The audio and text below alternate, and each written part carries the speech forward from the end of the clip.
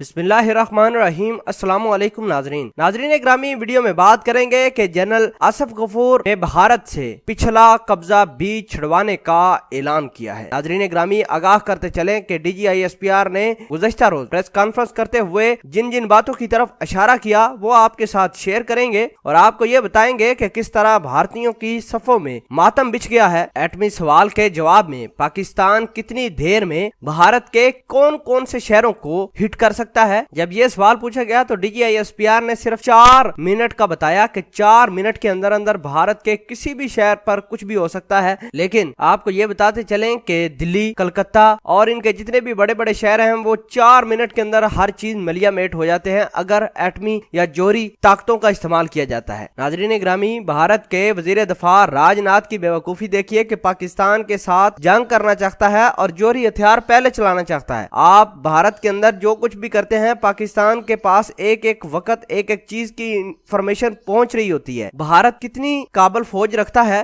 ये तो 27 फरवरी वाले दिन ही इनका पोल खुल गया था। नाजरीन ग्रामी, DGISPR ने कहा कि पाकिस्तानी फौज इस वक्त अपने मगरबी सरहद पर अमन की तकमील के लिए पुरअज़्म है और वहां हमारी तवज्जो मरकूज है। आपको एतमाद भी होना चाहिए और कौम को DGISPR और पाक फौज पर मुकम्मल एतमाद है भी, और हमारा हमेशा खतरा मशरकी सरहद से होता है, ऐसा कहना था DGISPR का। और यही देखा गया है कि अगर यहाँ कोई मरहला आया तो हम यहाँ भी मौजूद होंगे और चप्पे चप्पे की हिफाजत करेंगे। और नाजरीन ग्रामी, आपको ये बताते चलें कि DGISPR के इस बयान के बाद भारतीयों के अंदर आग लग गई है। भारत ने मकबूजा कश्मीर को अंदरूनी मसला करार देने पर बड़ा यू टर्न लेते हुए मकबूजा कश्मीर को मतनाज़ा इलाका दोबारा तस्लीम कर लिया। सलामती कौंसिल के अंदर पाकिस्तान के मौक़िफ़ को बड़ी अच्छे तरीके से वकूफ़ पजीराई हुई और साथ ही हमारे जितने भी डिफेंस ऑफिशियल थे उसने इस बात का ऐलान किया है कि जब भी तीसरी जंग अजीम होगी वो पाक भारत के दरमियान ही होगी। जंग की सूरत में हर चीज खत्म हो जाएगी और ये